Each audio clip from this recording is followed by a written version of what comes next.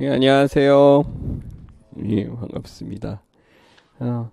이제 3, 4월달 강의 시작하게 되면 이제 뭐 교수님들마다 방식은 있겠지만 우선 첫 번째 우리 1, 2월달 때 안 다룬 게 기출이었어요. 이제 기출에 대해서 같이 연계해서 보는 거 우선 첫 번째 진행되고요.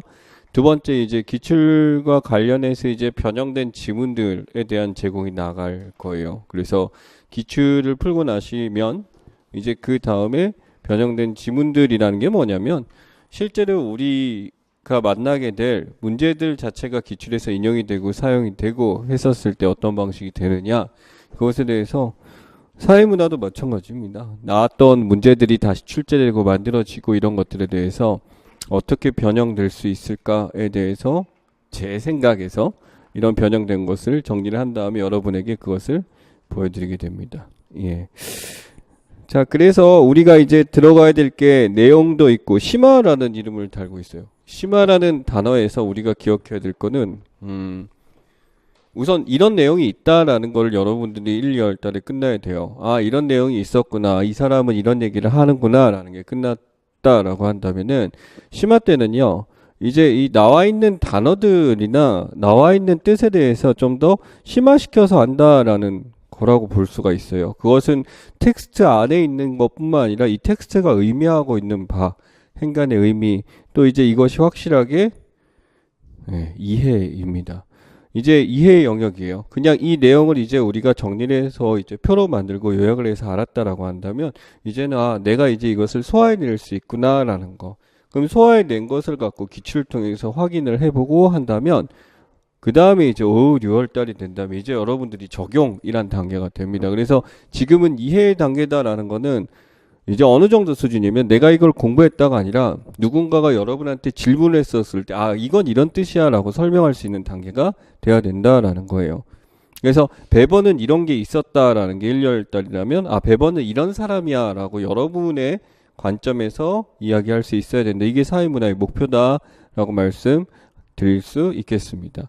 그러면 기출문제 답을 쓰실 때 여러분이 이해한 내용을 쓰시면 되는 거예요. 예, 그렇게 쓰시는데 틀릴 수도 있지. 틀린다라는 건 이제 아직까지 적용에 대해서 부족한 점이 있다라고 생각하시면 되는 거고, 어떻게 적용해야 될까가 그 다음이 되는 거죠. 결국 지금은 이제 관점이 여러분은 나는 어떻게 알고 있어? 사회학을 이런 것 중에 하나입니다. 그래서 페이지 18페이지 바로 피죠. 사회학의 기초라고 나와 있는데 한 페이지 뿐이에요. 네, 한 페이지 뿐입니다. 그래서 여기서 이제 우리가 이제 기존 반 친구들 같은 경우는 이제 프린트로 이때 나왔어요. 책이 바로 안 나와서. 그래서 아마 정리가 안 돼 있는 분도 있고 옮기신 분들도 있는 걸로 알고 있어요. 시작할 때 보면 이제 사역의 기초다 그러는데 이제 방식들이 변화하고 이렇게 되면서 이게 안 나온다라는 얘기는 못 하겠어요. 이 파트가 이제 한 번쯤은 나와야 될 때가 되지 않았나. 왜? 이 쿨타임이라는 표현이 있어. 어떤 게 사용하고 나면은 이제 다시 한번 써먹을 때가 올 때까지 이제 된 거예요. 이제 그래서 이 파트도 이제 나올 때가 됐다라고 말씀드릴게요. 가능성은 낮지만 충분히 다룰만하다. 사회학에 대한 기본적 관점에 대해서 물어볼 수도 있고요. 당연히 사회학적 상상력이 좀 더 가치가 있겠죠. 그렇다면 사회학적 상상력이 무엇이냐라는 걸 텍스트 상으로 받아들이고 여러분들이 이제 고개를 들고 사회학적 상상력이란 이런 겁니다 라고 여러분의 말로 표현할 수 있고 요걸 하셔야 됩니다. 맨 처음에 보면 사회학 나와있는데 소시올로지라는 거 이름 나와 있어요. 근데 사실은 요 사회학이란 말이 나오기 전에 영역이 뭔지 한번 생각을 해봅시다. 이전에는 그러니까 사회학이 나오기 전까지는 사회에 대해서 크게 관심이 없었던 거죠. 그러면은 요 단계부터 사회에 대한 관심이 있었던 거지. 요런 게 첫 번째 관점이고, 두 번째는 이때 이제 사회에 관심을 둘 수밖에 없는 사건이 있었던 거지. 꽁태 입장은 이런 겁니다. 즉 사회학에 관심이 있었던 시기가 바로 뭐가 존재하냐면 이때 무슨 혁명? 산업혁명 이 등장했기 때문이다 라고 얘기를 할 수가 있어요. 즉 사회라는 게 그냥 우리가 가만히 내비두고 잘 흘러가는 거면은 별로 신경을 안 썼을 거야. 근데 이 산업혁명이란 건 혁명이란 이름을 달고 있어요. 즉 그전과는 굉장히 뭐가 심했다? 엄청난 변화가 있었던 거지. 이 엄청난 변화에 관심을 두고 나타나기 시작한 거예요. 그럼 여러분 요 변화 때문에 관심을 두고 시작했던 사회학자들은 뭐에 관심이 많았을까? 맞아요. 이 변화에 관심이 맞아요. 사회 그 자체보다도. 그러니까 우리가 알고 있던 뭐 꽁트든 스펜서든 이때 나왔던 옛날 사람들이 이 변화 때문에 나타난 사람이다라고 생각하시면 돼요. 근데 그 전에 이제 그냥 사회 자체에 대한 관심이 이제 들어갔다라고 한다면은 이전에 어떤 건지 보면 되겠죠. 바로 신학의 시대였다라는 겁니다. 신학이라는 건 어떤 이 당시에 뭐하고 연결 짓는 거? 맞아요. 종교하고 연결 짓는 걸 얘기하는 거죠. 그러면은 이 종교와 관련해서 이 사역이 관련이 깊나? 엄청 깊지. 누구? 뒤르켐. 또 누구? 베버. 사회 변동을 거기서 찾았고 또 이 사회 변화에 대한 해결책을 거기서 찾았잖아. 그러니까 이것도 무시할 수는 없어요. 다만 우리가 알고 있는 사역자들의 관심의 대상은 바로 뭐다? 사회다라는 거죠. 그럼 이 사회를 어떻게 구성하냐면 사람들이 있고요. 이 사람들이 복수로 있게 되면서 하나의 무엇을 형성? 구조를 형성했다. 여기에 관심도 있고요.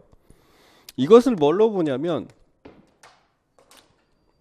여기 보니까 사회 현상들을 어떻게 이해한다? 과학적이죠.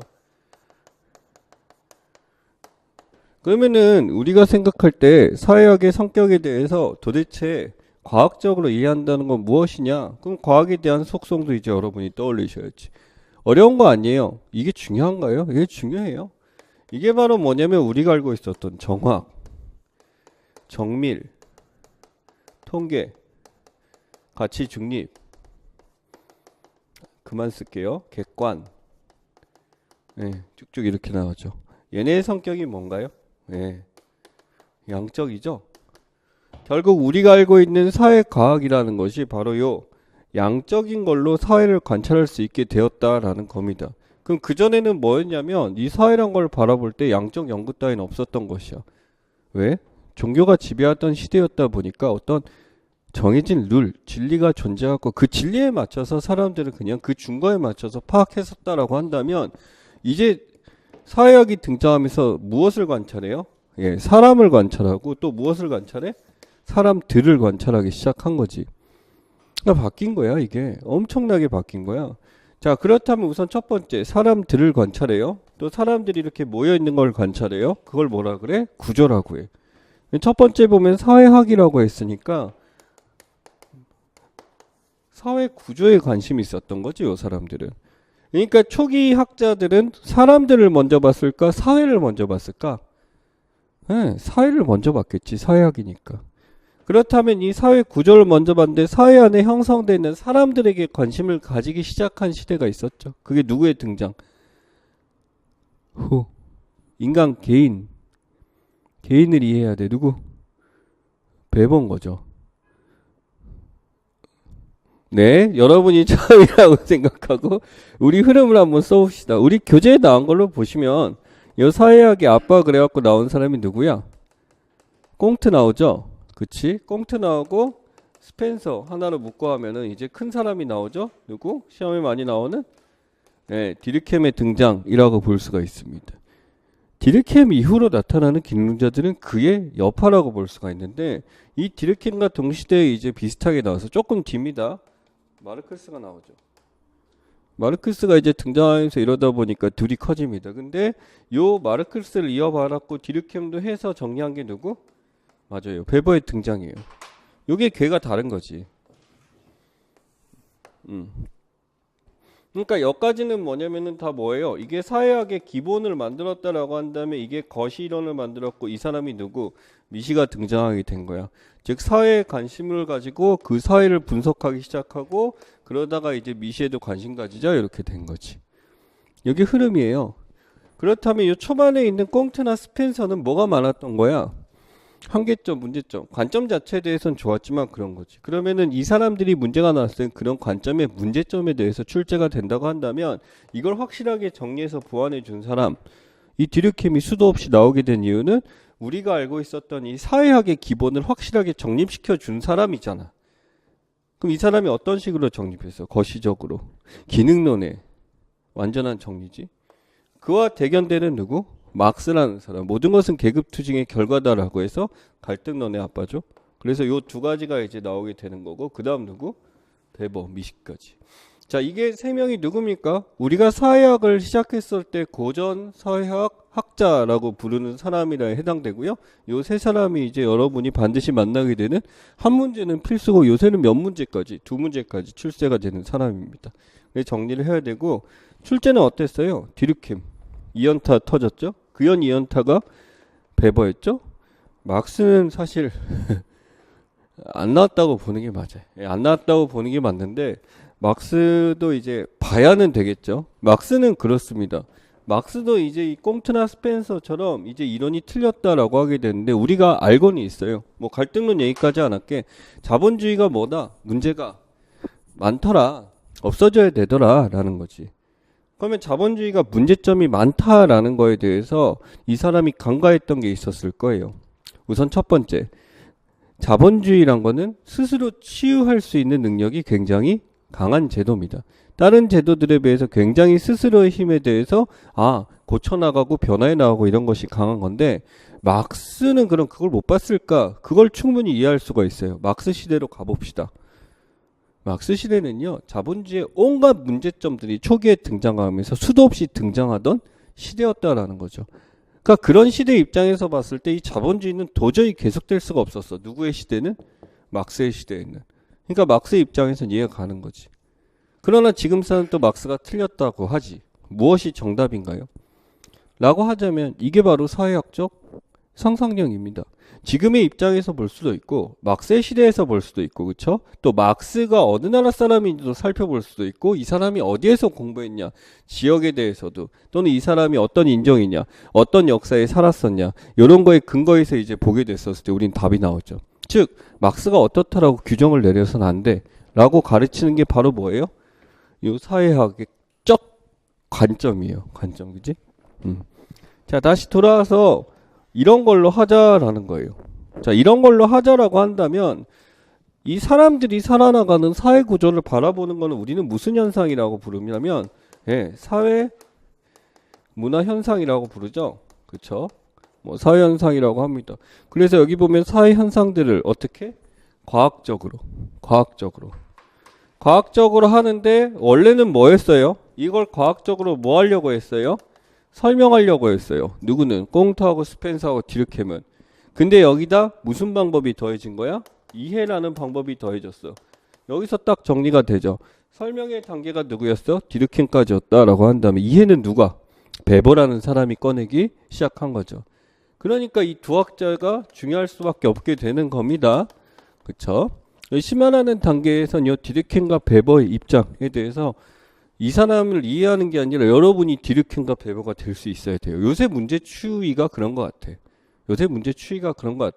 여러분이 디르켐과 베버의 시각에서 설명을 할 수 있어야 된다. 그럼 우선 디르켐에 대해서는 제가 말씀드렸어요. 요 꽁트하고 스펜서라는 사람이 갖고 있는 한계점을 정리했다라고 했지. 그럼 사실 우리가 디르켐 거라고 알고 있는 이론들이 사실은 다 누구 거야? 꽁트하고 스펜서가 다 해놓은 거거든요. 거기서 답을 준 거야. 이거의 원인은 이거야. 이거는 이렇게 해결할 수 있어 라고 정리를 한 사람 이렇게 보시면 됩니다. 그 얘기는 뭐냐면 꽁트하고 스펜서가 애매하다라고 했어요. 애매하다라는 거는 이 사회구조, 사회문화 현상을 바라볼 때 이것이 정확하게 뭐다라고 규정을 내려주지 않았다라는 거지. 그렇다면 이 사회구조란 건 뭐다? 사회문화 현상, 관찰 가능하다. 이걸 뭐라 그래? 사회적 뭐라고요? 사실이죠. 여러분 사실은 뭡니까? 팩트죠. 팩트. 요 팩트란 얘기를 누가 제일 먼저 꺼낸 거야? 이게 디르켐인 거야. 그럼 디르켐 전에는 사실이 아니었던 거지. 사람마다 해석이 다를 수가 그냥 그런 게 있다라고 한다면 이 과학적 연구가 가능하게 된 게 디르켐이었던 거야. 디르켐 이거 뭘로 보여줬어요? 과학적 연구 가능하다는 거. 증명을 했잖아. 뭐 무슨 책? 자살론을 통해서 증명했잖아. 지금 보면 자살론은 양적 연구에 대해서 굉장히 허접할 수 있는 책이에요. 그러나 그런 틀이 없었던 시대에서 만든 거기 때문에 최고가 되는 거죠. 그쵸? 그 다음에 이해라고 했죠. 이해라는 방법을 꺼냈고 그 책에서 뭘 꺼냈냐면 이런 식으로 생각을 했어. 자, 베버의 얘기를 해볼까요? 이해를 설명하기 위해서. 우리는 베버가 쓴 책을 하나 알고 있습니다. 뭐죠? 프로테스탄티즘이냐 자본주의 정신이란 거 있죠. 요걸 통해서 뭘 증명했냐라고 한다면 그 전에 뭐 막스가 갖고 있었던 자본주의는 어디서 출발한다? 하부 구조. 그치? 물질에서 출발한다라는 생각을 완전히 뭐 해버렸어? 깨트려 버렸지. 바로 관념이나 가치가 자본주의 정신을 만들었어지. 관념이 자본주의를 만들었어지. 이게 그냥 나왔을까? 이 사람이 막 주장했어. 관념이란 게 아닐 수도 있잖아. 자본주의를 만든 여러 가지 원인이 있을 수도 있잖아. 우리는 여기서 그걸 대입하면 돼요. 베버가 썼었던 뭐? 이해라는 거예요. 이해적 방법, 상상적 실험. 이 사람은 끊임없이 뭐에 대해서 생각했냐면 프로테스탄티즘 윤리? 자, 이거 뭐예요? 종교예요. 이 종교란 거에 대해서 끊임없이 무엇을 꺼낸 거야? 이념형을 꺼낸 거지. 프로테스탄티즘 윤리에서 뭘 꺼낸 거야? 이념형을 꺼낸 거지. 거기서 뭘 꺼냈어요? 프로테스탄티즘 윤리란 뭐다? 뭐다? 금욕이다 라는 거지. 이게 이념형이거든 나왔던. 여기 봐. 과학적이 뭐야? 여기 내가 이념형 써놓은 거야. 과학하면 확실하게 우리가 떠오르는 거. 과학하면 가장 순수한 형태가 무엇을 위해서 존재해야 돼? 정확, 정밀, 객관 이런 거지. 요거 아시겠어요? 사회 구조 가볼까요? 사회 구조란 거는 사람들이 막 이렇게 존재해. 막 존재하고 있어. 그냥 있어. 그냥 있으면은 구조가 안 될 거야. 그치? 그럼 그걸 연결해봐. 연결하는데 막 연결이 제대로 안 돼 있어. 이 연결을 어떻게? 굉장히 짜임새 있게 연결을 한번 해봐. 짜임새 있게 연결하게 되면 우리는 그걸 뭐라고 부르냐면 체계라고 부르죠. 이 체계라는 말에 대해서 이 꽁트하고 스펜서가 굉장히 강조했던 것. 디르켄까지 같아요. 바로 뭐예요? 맞아, 유기체예요. 즉 사회 구조의 성격은 뭐다? 유기적. 이게 이념형이야. 이게 이념형이야. 그래서 끊임없이 이념형들을 생각해. 이 이념형들을 생각하기 위해서 프로테스탄티즘이 하나만 봤을까? 아니야. 이슬람교도 봤고요.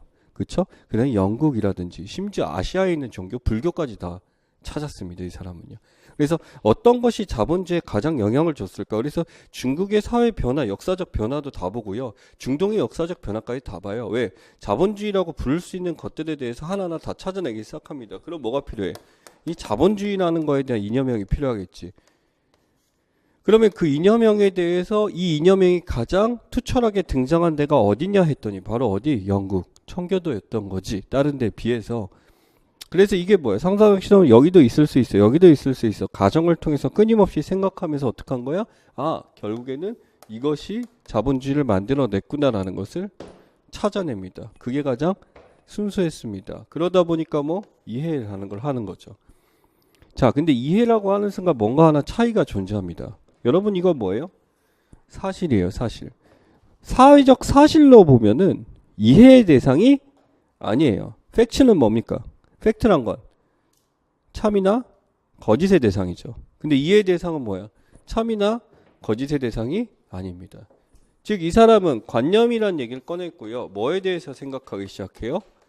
가치라는 것에 커다란 의미를 두기 시작합니다. 가치라는 것은 맞다, 틀리다가 아닌 거지. 뭐예요? 옳다, 그르다 라는 거지. 그러다 보니까 이 사람은 팩트라는 데 대해서 굉장히 경계하기 시작해요. 팩트라는 데 경계하기 시작하니까 우리 눈앞에 보이는 사실들이 항상 그렇게 존재하고 맞을 수는 없다라는 거지. 그렇다면 우리 눈앞에 보이는 사실들은 그저 사회 구조상의 사실로 볼 수는 없다. 뭐에 따라 달라진다? 개인에 따라 달라진다. 즉 개인의 동기를 알아야 된다. 그래서 거기서 이해라는 말이 베버를 통해서 등장하게 됩니다. 이거를 다 필기를 하고 그러면 화나겠죠. 저는 지금 무슨 의도를 했냐면요. 사회학이라는 정의가 어떻게 해서 나왔나를 가르쳐 드리고 싶었어요. 그러니까 이게 만만한 게 아니지. 별거 아닌 게 아닌 거죠. 그렇죠? 근데 이 단어의 역할을 했었던 학자들이 존재하지. 누구야? 디르켄과 베버지. 그러니 사회학에서 이 사람을 안 낼 수가 없는 거죠. 그럼 마르크스의 존재는 뭔가? 이거는 바로 이 다음에 하게 된 바로 뭐냐면 사회학적 상상력입니다.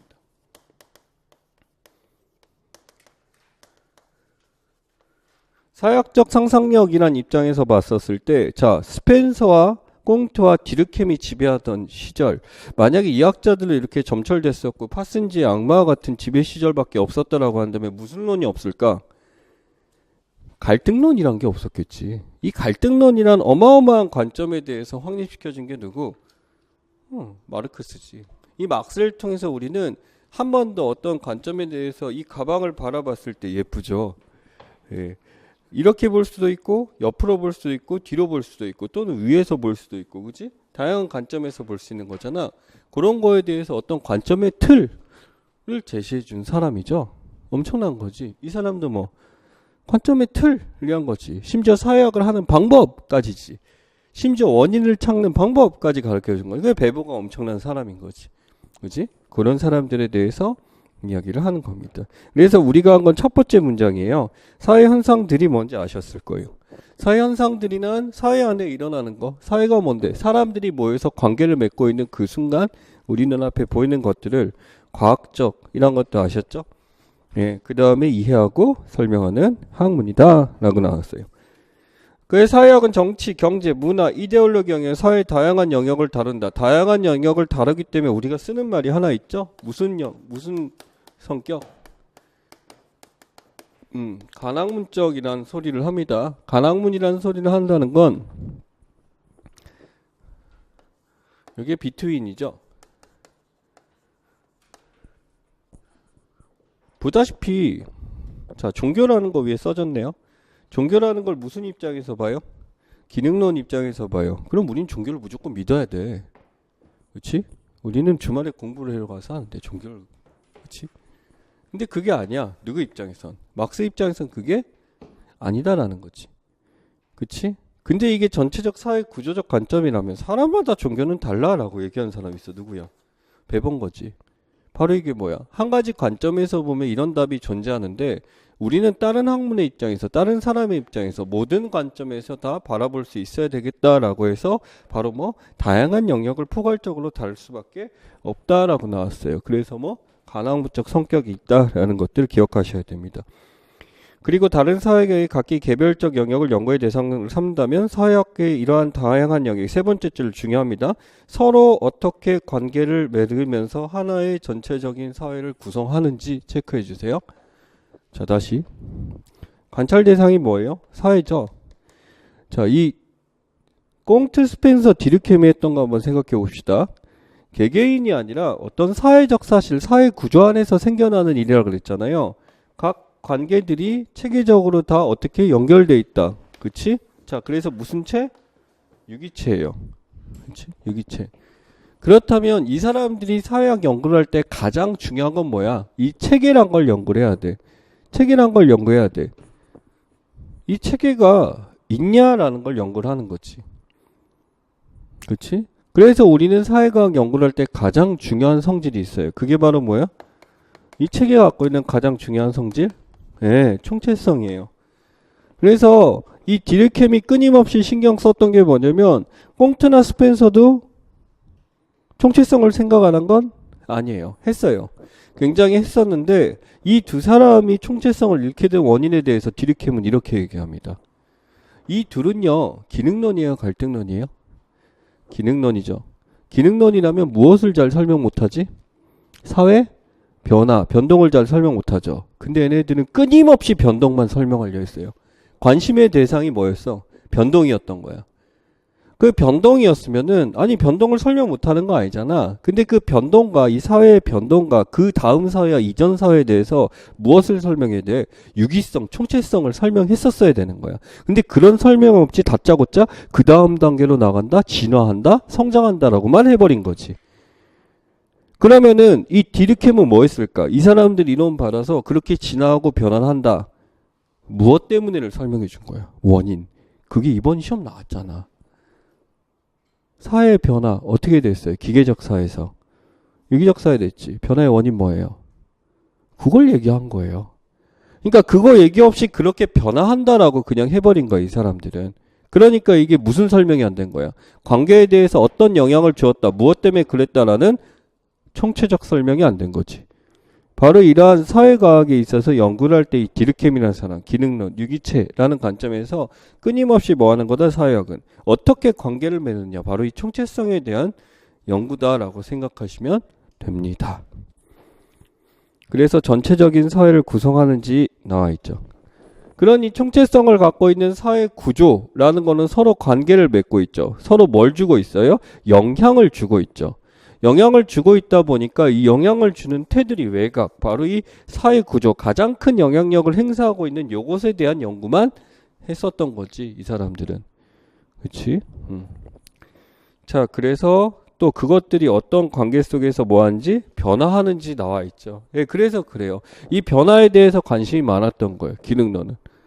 그치? 근데 이 디르켐은 그러한 변화에 대해서 이렇기 때문에 라고 설명을 합니다. 그렇다고 막스는 어떤 사람이야? 변화는 뭐다? 필연적이다 라고 얘기를 한 거지.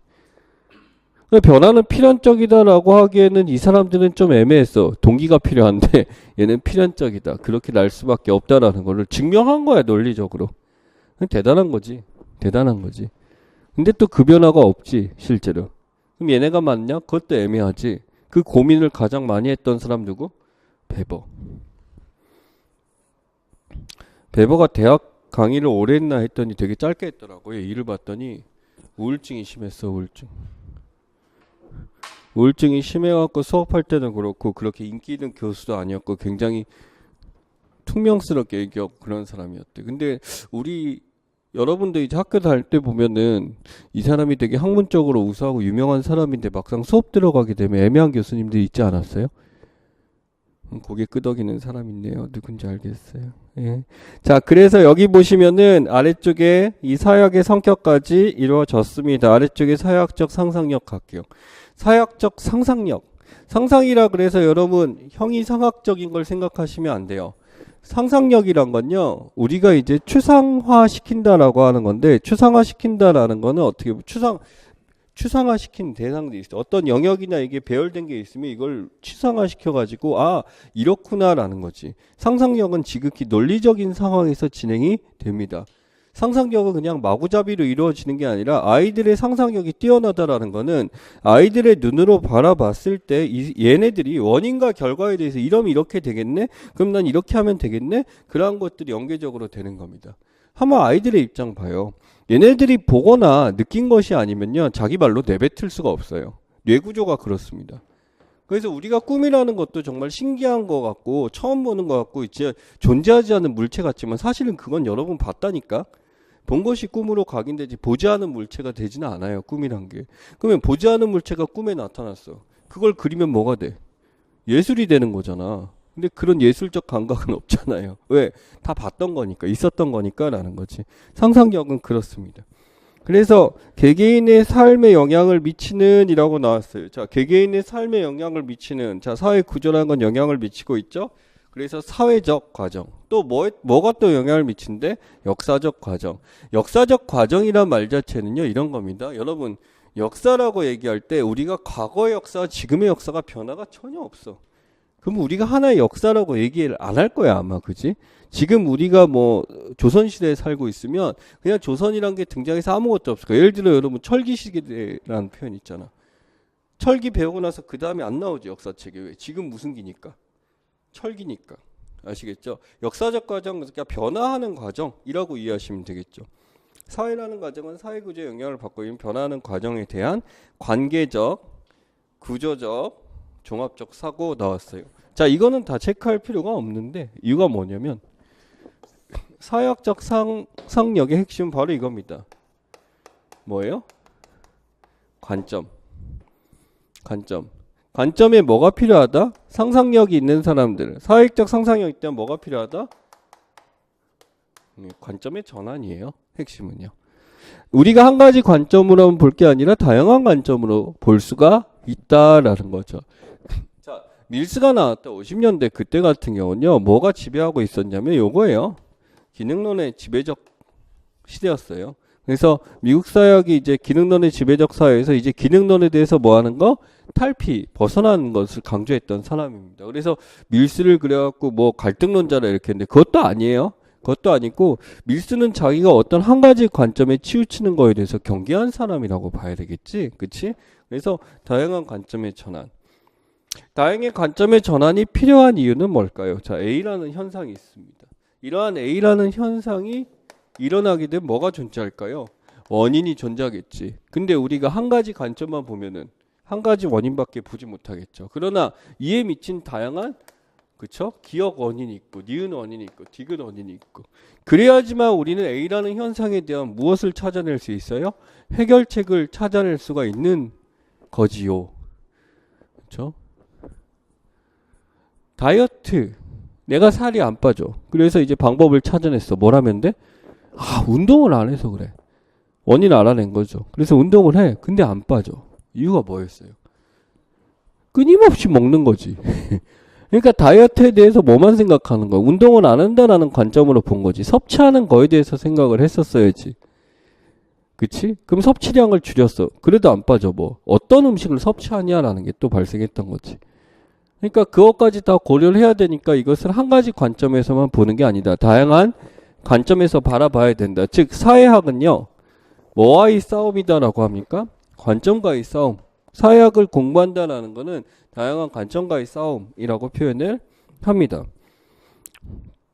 그러면 우리가 알고 있는 기능론, 갈등론, 상상론 그걸로도 얘기할 수 있고요. 또는 뭐예요? 여기 나와 있는 사회적 관점, 역사적 관점, 그치? 인류학적 관점 이렇게 얘기할 수도 있고요.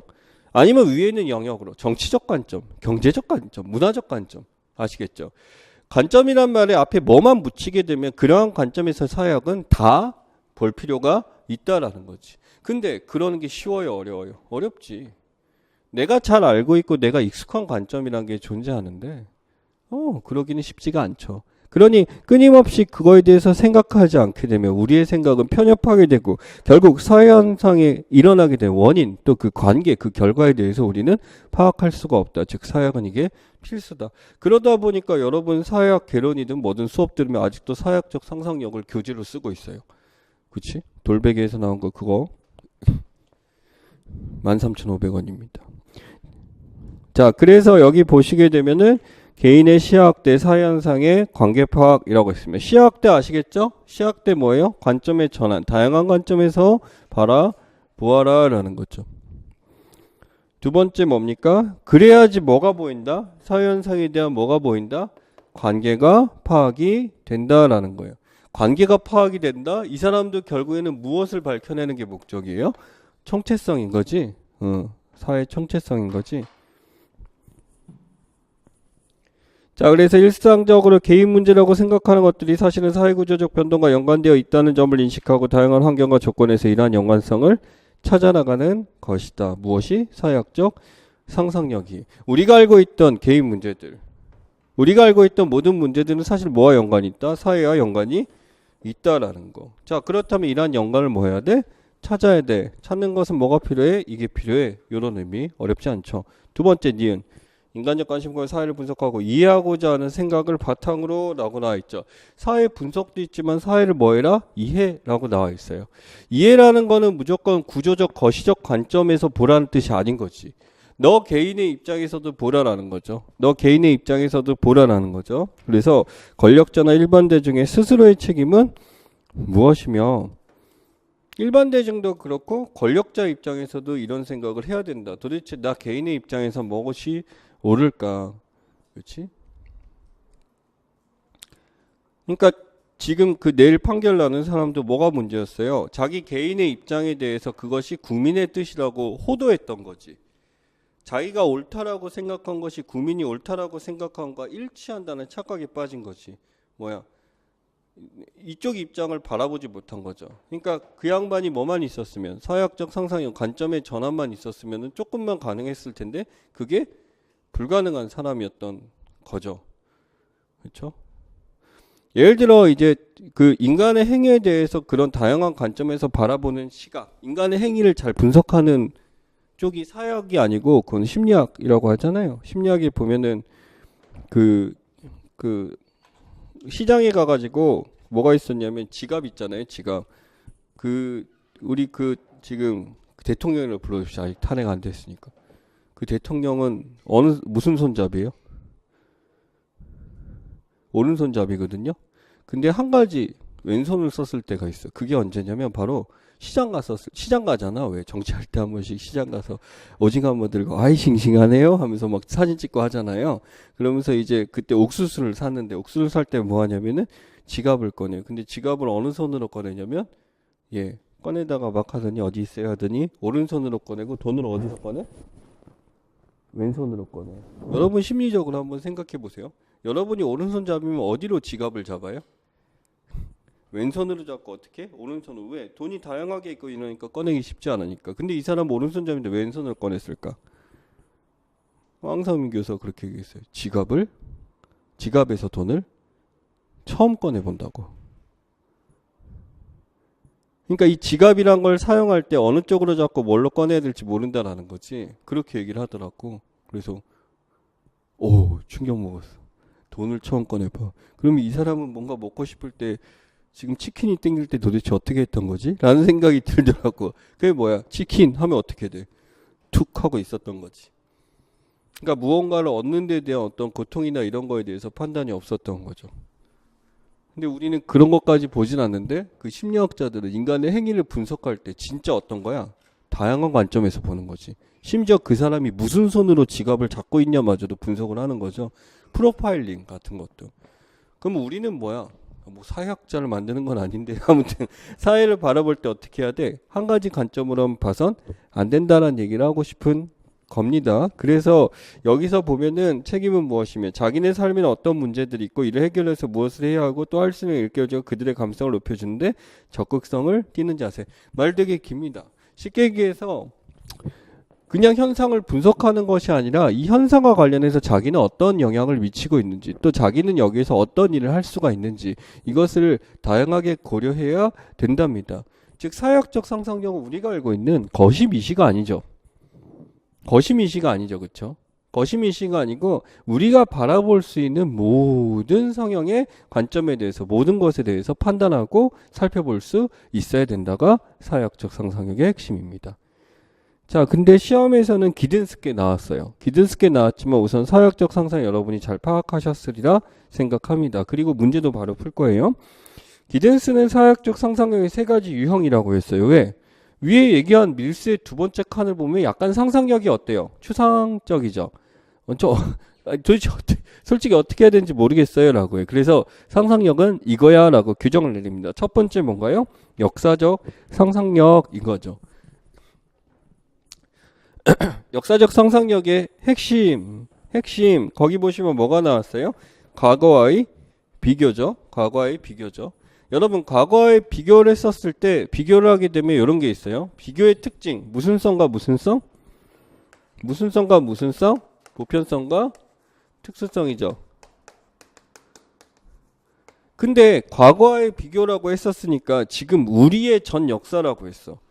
우리의 전 역사라고 했었을 때 지금 현대사회와 과거로 시설할 때 지금 우리가 살고 있는 공간이란 것은 차이가 없겠죠.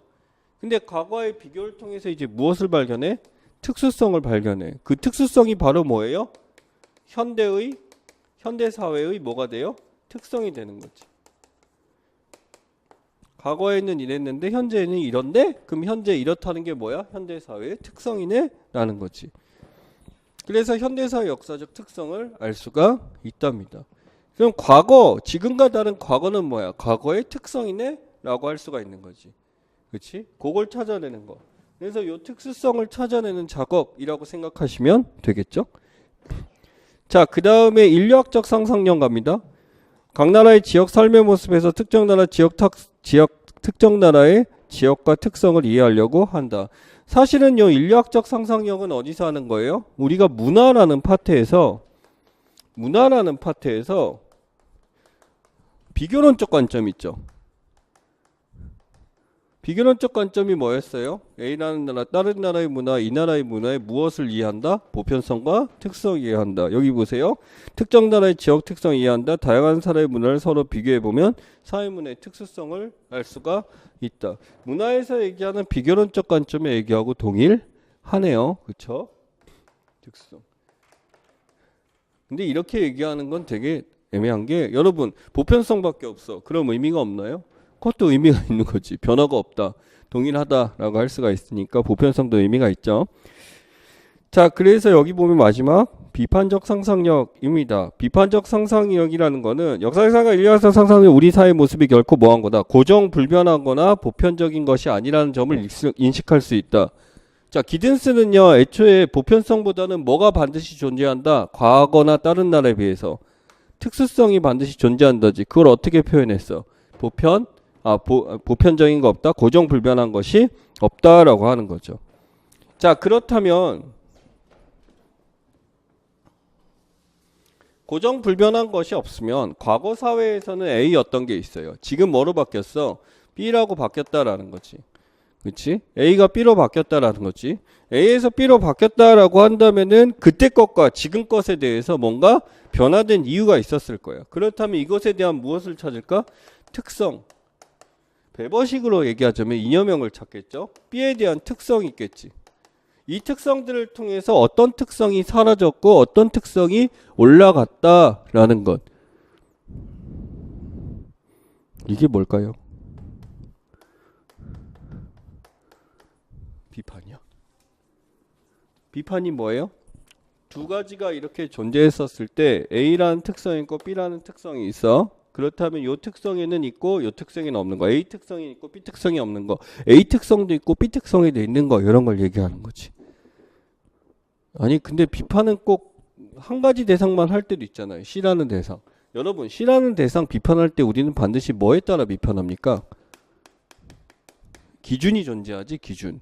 그렇다면 A, B를 두 개를 비판한다라고 한다면 A, B에 대한 상대적인 것을 이야기한다라고 한다면 기준을 세워서 하는 비판은 뭐예요? 기준이란 것에 대한 절대적 비판이 되는 거지. 이 의미는 없어요. 그냥 설명하는 거야. 아무튼 요 비교를 해서 그런 특성 간에 있고 없고를 상대시에서 찾아내는 것. 이걸 뭐라 그런다? 비판이라고 존재를 한다라는 겁니다. 비판은 왜 하나요? 지금 우리 현대사회에서 어떤 것이 필요한지 또는 어떤 것이 유용한지에 대해서 판단하기 위해서다라는 겁니다. 그래서 이 비판적 상상력, 모든 질서와 가치, 규범을 상대하고 의무시한다라는 거. 여러분 갑자기 여기 질서란 말 나왔거든요. 다시 한번 우리 끊임없이 내가 계속 얘기하는 거 여기 있네. 얘가 질서예요. 유기체라는 게 바로 뭐냐면 질서예요. 유기체의 이념형이 뭐예요? 라고 하면 질서예요. 그래서 이 사람들은 끊임없이 뭐에 대해서 생각한 거야? 질서에 대해서 생각하고, 아니 그럼 항상 질서가 있었어? 질서가 없을 때도 있었지. 그럼 그 질서를 찾기 위해서 노력했던 사람인 거지. 그렇죠? 그러면은 막스는 질서를 찾기 위해서 노력한 사람 맞아요? 막스는 질서를 찾기 위해 노력한 사람 맞아요? 잘 생각해봐. 프롤레타리아 혁명을 통해서 사회주의가 되죠. 그거 뭐예요? 막스의 질서예요. 똑같네. 베버는요? 베버도 맞지. 관료제를 통해서 이념형을 통해서 모든 게 체계적으로 돌아가고 발전하는 거. 이 사람도 질서지. 사역은 그러니까 무엇을 찾는 거야? 끊임없이 질서를 추구하는 거야. 그러나 우리 사회가 질서롭지 않다라는 출발 관점만 다를 뿐이지 사역은 끊임없이 무엇을 추구한다? 체계, 유기체, 질서를 추구하는 학문이다라는 거죠. 그래서 여기 보세요. 비판적 상상력이 보면 뭐가 있어요? 정당화되었던, 당연시되었던 모든 질서라는 얘기를 하잖아요. 그렇죠? 이러한 질서가 과연 질서로운 것인가? 라는 것에 대해서 알 수가 있지. 무엇을 통해서? 서역적 상상력을 통해서, 비판을 통해서. 두 번째, 가치도 나와 있죠. 사실 가치라는 영역은 사회문화에서는 어쩔 수 없이 하게 되는 거야. 근데 우리가 연구를 할 때는 가치에서 뭐가 필요하다, 중립적이다라는 얘기를 많이 하지만 어쩔 수 없이 가치는 들어갈 수밖에 없고, 규범은 뭔가요? 행동을 하죠. 근데 뭐에 따라 행동을 해? 규범에 따라 행동을 하면 뭐라 그랬어요? 행위라고 했었죠. 그러면 사회문화 현상의 관찰 대상은 행동이에요? 행위예요? 행위인 거지. 관심의 대상은 움직임이 아닌 거지. 뭐가 관심이 있어? 규범이지. 우리는 뭐에 따라 행동하고 있느냐라는 거에 대한 관심이죠. 그러니까 인간을 관찰한다라는 건 사실은 가만히 있어봐. 아무런 관찰의 의미가 없잖아요. 그죠? 뭔가 내가 뭐 할 때, 행위할 때, 행동할 때 그의 관심의 대상일 거잖아. 그렇다면 쟤는 뭐에 따라 행동하든지 규범이지. 규범이 뭔데? 인간의 행동 틀이죠. 그게 뭐야? 그것도 체계잖아. 레비스트로스 기억 다 하시죠? 레비스트로스는 인간의 모든 행위의 근원을 본 거잖아. 사회까지 안 가고 인식 구조를 본 거잖아. 그럼 이 사람들은 뭐 행동 틀이 있는데 그게 어디서 출발했다? 사회 구조에서 출발했다라고 하잖아. 베버는 뭐 행동 틀이 어디서 출발했다 그래? 인간의 동기에서 출발했다라고 하잖아. 규범이란 게 사회에 존재하긴 하지만 베버는 개인의 동기에 따라 따라갈 수도 있고 안 따라갈 수 있고 라고 표현한 거잖아. 이해 가나요? 그러니까 얘네들은 끊임없이 뭐 이 유기체, 총체성을 얻기 위해선 관계를 맺기 위해선 뭐가 필요하다? 규범이 필요하다. 그러한 규범을 또 연구하는 대상이 된 겁니다. 규범이 있고 또 제도가 있고. 그 사회학의 관찰의 대상에 있어서 우리가 연구하는 거는 그냥 사회 현상이라고 하는데 사회 현상 중에 어떤 걸 연구해요? 사회 현상이 어떤 걸 연구해? 이겁니다. 질서지. 아니 그러면 지금 사회가 혼란스러워. 지금 사회는 뭐해? 무질서하지? 그렇지. 이걸 연구하는 거야. 무질서하면 뭐 어렵게? 질서롭게 바꿔오는 질서가 있으면 아 이래서 질서가 있구나를 연구해. 그 다음 뭘 연구해요? 가치를 연구해. 그치? 가치를 연구해. 그 다음 뭘 연구해? 행위가 아니죠? 규범을 연구해. 행위를 보고 규범을 연구해. 요게 뭡니까? 우리가 알고 있는 사회 현상인 겁니다. 그러면 이 사회 현상이니까 이거의 주체는 누구? 이거 전부 누가 저지른 짓이야? 인간인 거지. 우리가 바라보는 건 인간을 바라보고 우리가 알고자 하는 거는 이거를 알기 위함이다 라는 거지. 아시겠나요?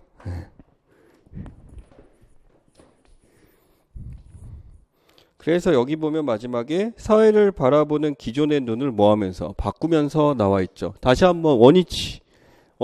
자, 사회학적 상상은 뭐라고? 핵심 관점의 전환이라는 거. 관점의 전환에서 무엇을 얻고자 합니다. 자, 여기서 나오죠. 란스니 기든스는 얘기를 한 겁니다. 사회학적 상상력에 대해서 이렇게 해야 된다라고 얘기한 밀스는 길게 써놨지. 책 한 권을 써놨다라고 한 다음에 핵심 한마디 딱 써놨어. 우리가 왜 상상력이 왜 필요해? 대안적 미래다라고 하는 거지. 이 대안적 미래에서 느낌이 오는 게 있어요. 약간 기능론적이야? 갈등론적이야? 사실은 앤서니 기든스는 갈등론이라 불리하죠. 두 가지 관점을 다 썼는데 워낙 기능론이 많다 보니까 갈등론으로 분류되는 거다라고 이제 말씀을 드리겠습니다. 자, 그래서 다음번에 보면 사회문화현상 보는 관점이 있는데요. 기능론 얘기 막 읽고 지루하게 안 나고 오늘은 학자로만 한번 나갈 거예요. 그 학자를 정리하고 기능론이 끝나면 그래서 이 학자를 조합해서 아 이게 기능론이다 이렇게 보도록 하겠습니다. 아시겠어요? 그렇죠? 예, 그렇게 정리하기. 잠시 쉬었다가 이어서 하도록 하겠습니다.